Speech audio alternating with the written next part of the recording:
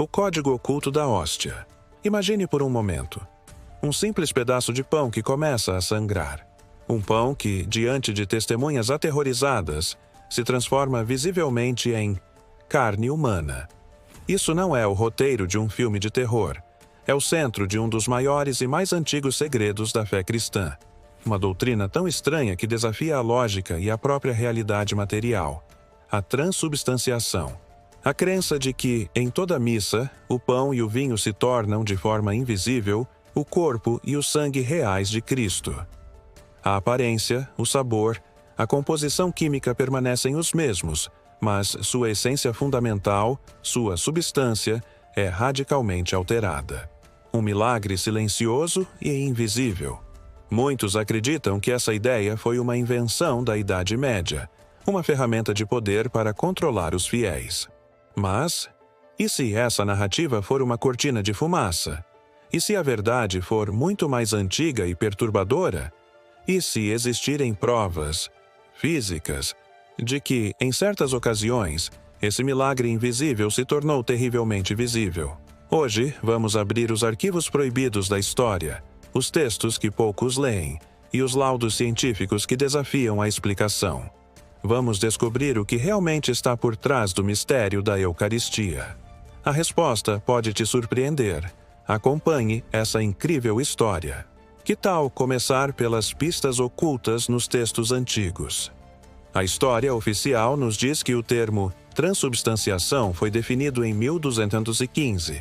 Mas isso é apenas a formalização de um conceito que acompanhava a fé cristã desde o seu início.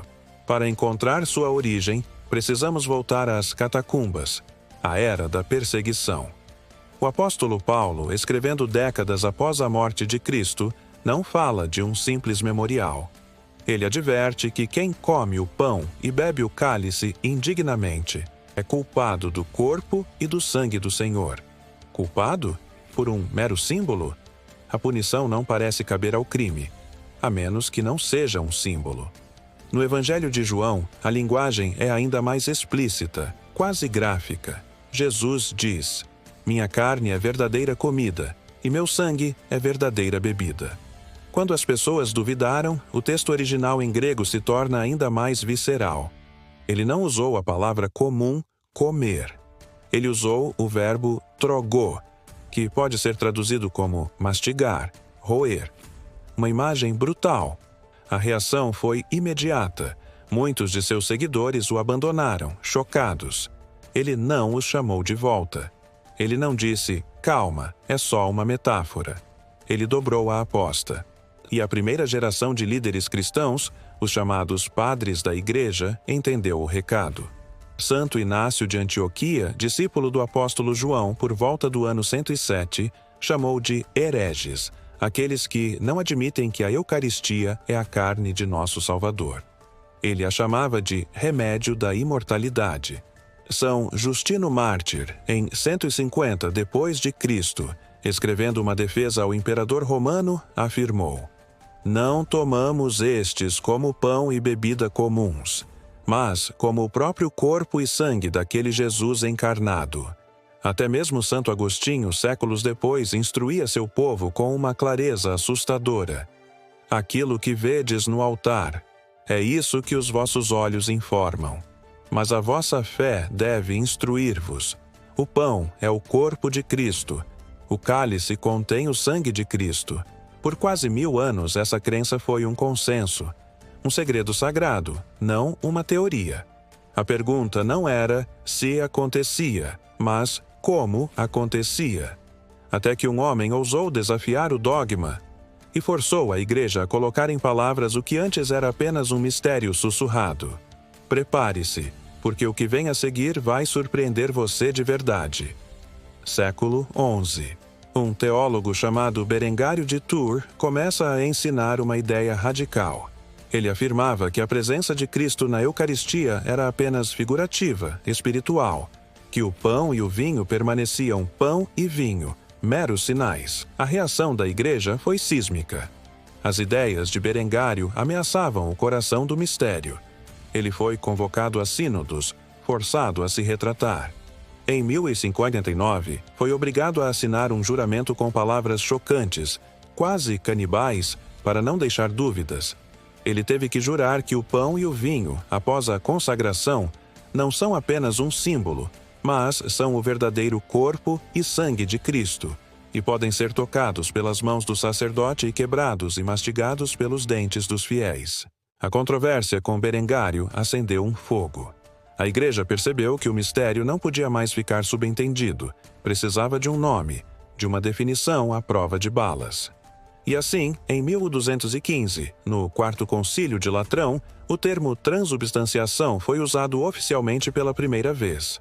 Não para inventar uma nova crença, mas para selar uma antiga verdade contra qualquer dúvida futura.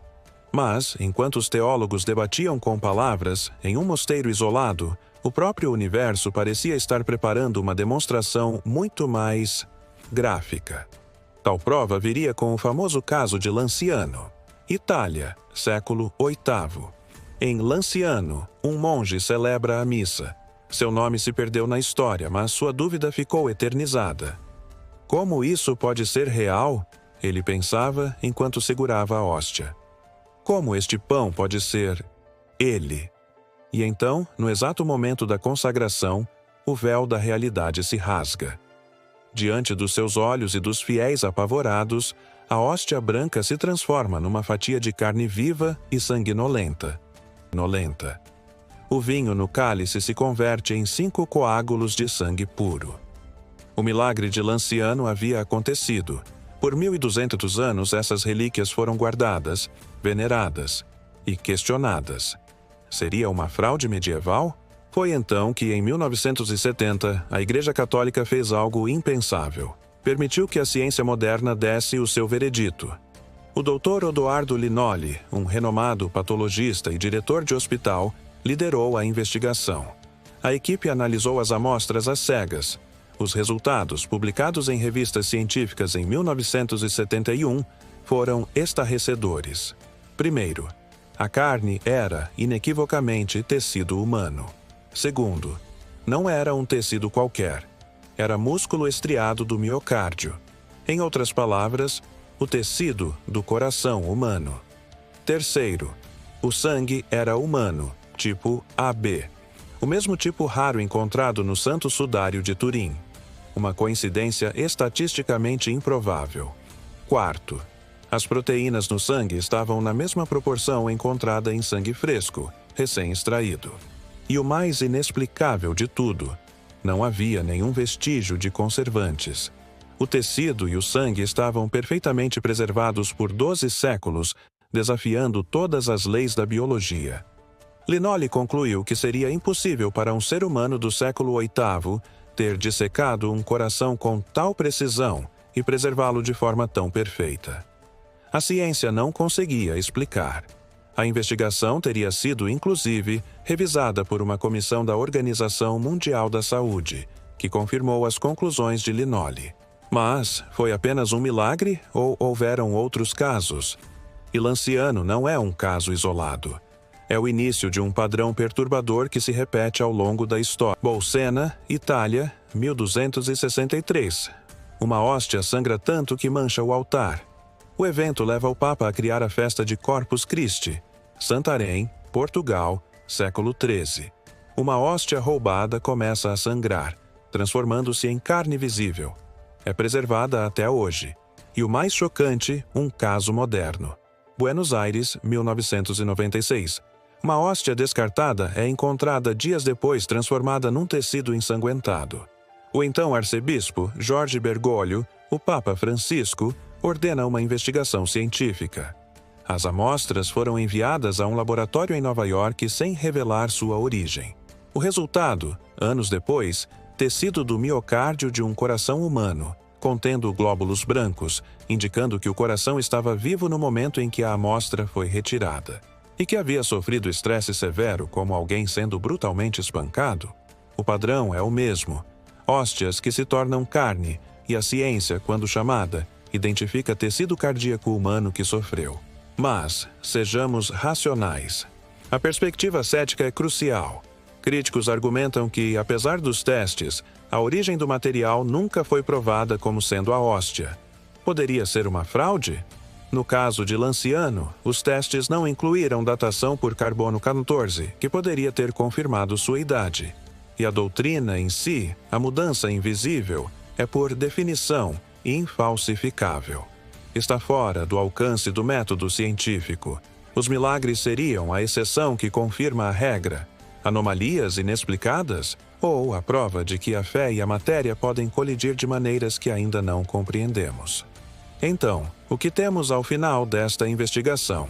Temos textos com quase 2000 anos, descrevendo uma crença radical, quase brutal, na presença real. Temos batalhas teológicas que forçaram a criação de uma palavra, transubstanciação, para defender um antigo mistério.